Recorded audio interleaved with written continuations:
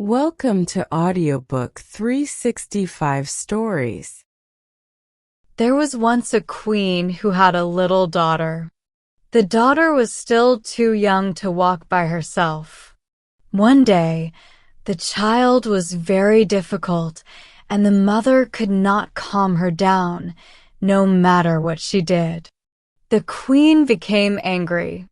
She saw some ravens flying around the castle, and she opened the window. She said, "I wish you were a raven and would fly away. Then I would have some peace." As soon as the queen said this, the child in her arms changed into a raven and flew away through the open window. The bird flew to a dark forest and stayed there for a long time. During this time, the parents did not hear anything about their child. A long time later, a man was walking through the forest when he heard a raven calling. He followed the sound of the voice. As he came closer, the raven said, "I am a king's daughter, but now I am under a magic spell. You can set me free." "What do I have to do?" the man asked. The raven said, "Go deeper into the forest until you find a house. An old woman lives there. She will offer you food and drink, but you must not take anything. If you do, you will fall into a deep sleep and will not be able to help me. In the garden behind the house, there is a big pile of leaves. You must stand there and wait for me. I will come in my carriage at 2 o'clock in the afternoon for 3 days. The first day, the carriage will have 4 white horses. The second day, it will have 4 brown horses. On the last day, it will have 4 black horses. But if you fall asleep, I will not be free." The man promised to do everything she asked. But the raven said, "Oh no. I know you will take something from the woman and will not be able to help me." The man told her again that he would not eat or drink anything. When he got to the house and went inside, the old woman met him. She said, "Poor man, you look so tired. Come in and rest. Let me give you something to eat and drink." "No," said the man. "I will not eat or drink." But the old woman kept asking him. She said, "If you will not eat, you can at least have a drink of wine. 1 drink won't hurt." Finally, the man agreed and drank the wine. When it was time, the man went outside to the garden and stood on the pile of leaves, waiting for the raven. Suddenly, he felt very tired, and even though he tried to stay awake, he lay down to rest. Soon, his eyes closed, and he fell into a deep sleep. At 2 o'clock, the raven came in her carriage pulled by 4 white horses. But before she got there, she said to herself with a sigh, "I know he is asleep." When she came into the garden, she found him, just as she thought, sleeping on the pile of leaves. She got out of the carriage and went to him. She called him and shook him, but he kept sleeping. The next day at noon, the old woman came to the man again with food and drink. At first, he refused to take anything. But after she asked him many times to eat or drink something, he finally gave in. He took the glass and drank again. At 2 o'clock, he went to the garden and stood on the pile of leaves to wait for the raven. But soon, he started to feel very tired. His body felt so heavy that he couldn't stand anymore. So, again, he lay down and fell fast asleep. The raven came in her carriage, pulled by 4 brown horses, and sadly said to herself, "I know he is sleeping again." She went to look for him, but he was still asleep, and she couldn't wake him up.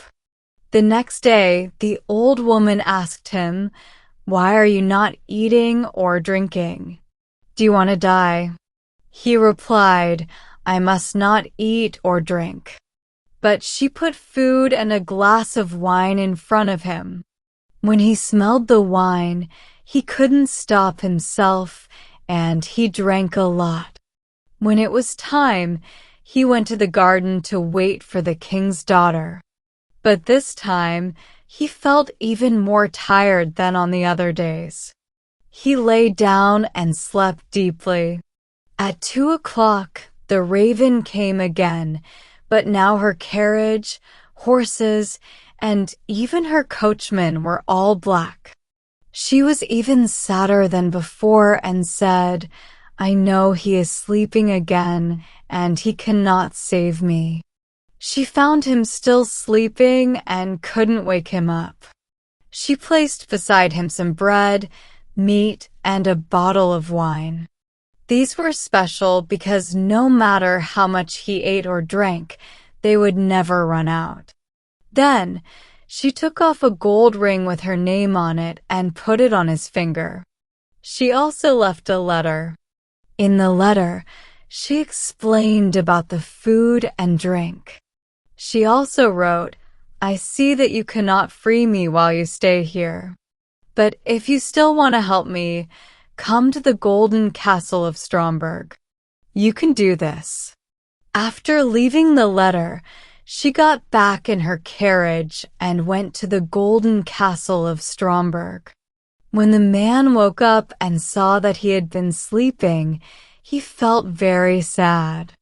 He said, "She has been here and has gone again. Now it's too late to save her." Then he noticed the things left beside him. He read the letter and understood everything. He stood up quickly, ready to start his journey to the castle of Stromberg. But he didn't know which way to go. He traveled for a long time, trying to find the castle. Finally, he came to a dark forest. He walked through the forest for 14 days, but still could not find a way out. Another night came, and he was so tired that he lay down under a bush and fell asleep. The next day, he kept walking through the forest. That evening, he lay down again to rest, but he heard loud howling and crying. It was too noisy to sleep.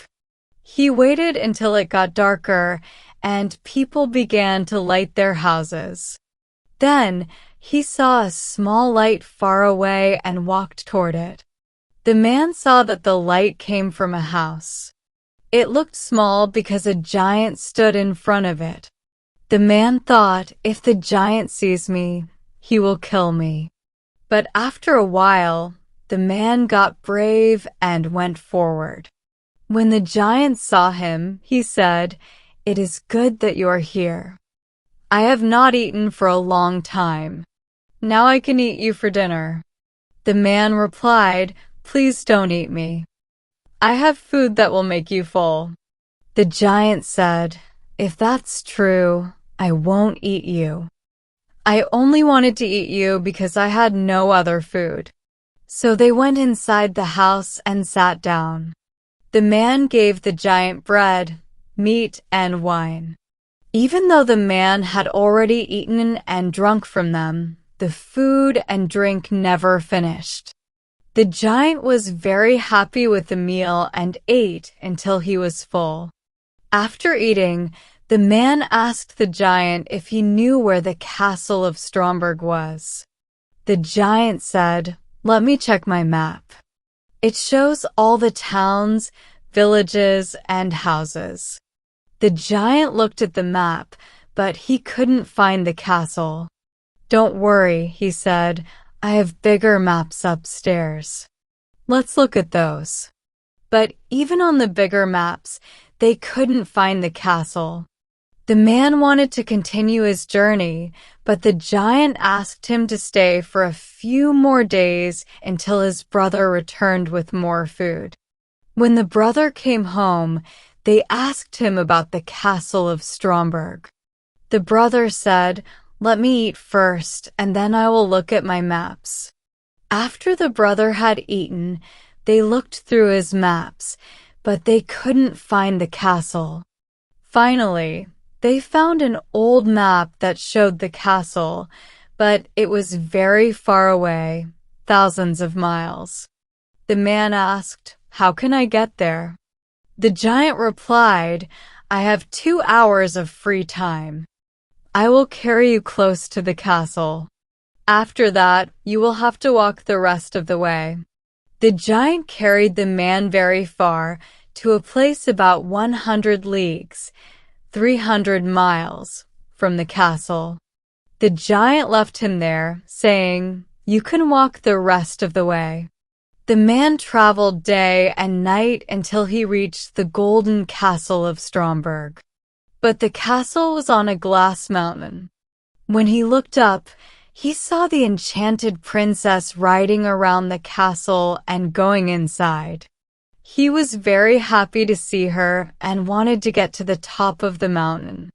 But the mountain was so slippery that every time he tried to climb, he fell back down. He felt sad and said, "I will stay here and wait for her." He built a small hut and stayed there for a whole year. Every day, he saw the king's daughter riding around her castle, but he could never reach her. One day, he saw 3 robbers fighting. He called out, "God be with you." The robbers stopped for a moment, but didn't see him, so they went back to fighting. The man called out again, "God be with you," and again they stopped, but didn't see anyone. A third time, the man called out, and then he went to ask the robbers why they were fighting. One robber said, "I found a stick. If I hit any door with this stick, it will open." Another robber said, "I found a cloak. When I wear it, I become invisible." The third robber said, "I found a horse that can carry me over anything, even up the glass mountain." They were fighting because they couldn't decide whether to share these things or to keep them for themselves. The man said, "I will give you something better in exchange for these 3 things. But first, I need to see if they really work." The robbers agreed. The man got on the horse, took the stick and the cloak, and became invisible when he wore the cloak. Then, he hit them with the stick and said, "You lazy robbers. This is what you deserve." The robbers ran away.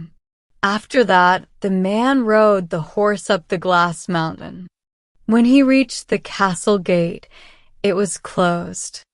He hit the gate with the stick, and it opened right away. He went inside the castle and climbed the stairs. He saw the princess sitting in a room with a golden cup of wine in front of her. She couldn't see him because he was still wearing the invisible cloak. The man took off the ring she had given him and dropped it into her cup. When the ring hit the bottom of the cup, it made a sound. The princess said, "That is my ring. If my ring is here, the man who will save me must be here too." She looked all around the castle, but couldn't find him.